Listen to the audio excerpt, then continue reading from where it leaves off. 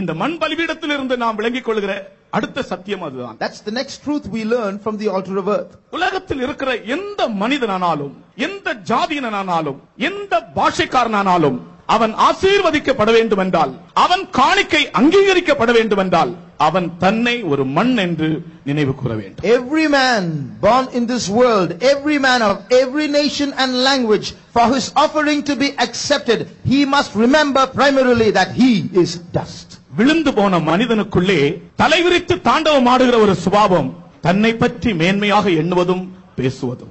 One prominent nature of every fallen man is boasting about himself, speaking about himself. உலகத்தில் எத்தனையோ ஜாதிகளும் எத்தனையோ பாஷைக்காரரும் இருக்கிறார்கள். ஆனால் தன்னை ஒரு மண் என்று சொல்லுகிற மனிதன் எத்தனை பேர் அப்படி சொல்லுகிறார்கள்? There are so many nations and so many languages in this world, but how many people are there who recognize themselves as dust? 103ஆம் சங்கீதத்திலே தேவன் நம்மை மண் என்று நினைவு கூறுகிறாராம். In Psalm 103 we read, he remembereth that we are dust. தேவன் நம்மை மண் என்று நினைவு கூறும்போது நாம் நம்மை ஒரு பொருட்டென்று எண்ணலாமா? If God remembers that we are dust, can we think something of ourselves?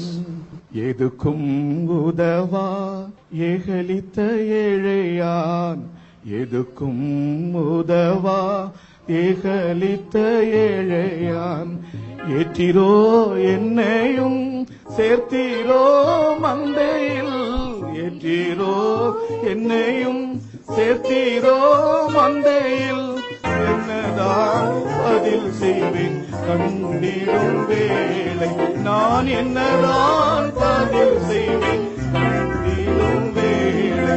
நாம் கர்த்தருக்குள் மகிழ்ச்சி அடையும் போது, கர்த்தரை குறித்து மேன்மை பாராட்டும் போது, உலகத்தின் அசுத்த ஆவிகள் சிறைப்பட்டு போகின்றன. அருமையானவர்களே, when we rejoice in the Lord and we rejoice and sing for the Lord, then all evil spirits in this place will go into captivity. கன்னதரையும் கனமான குருசையும், கன்னதரையும் கனமான குருசையும், அன்பாலோ சகித்தீர் அன்பனே அன்பனே, அன்பாலோ சகித்தீர் அன்பனே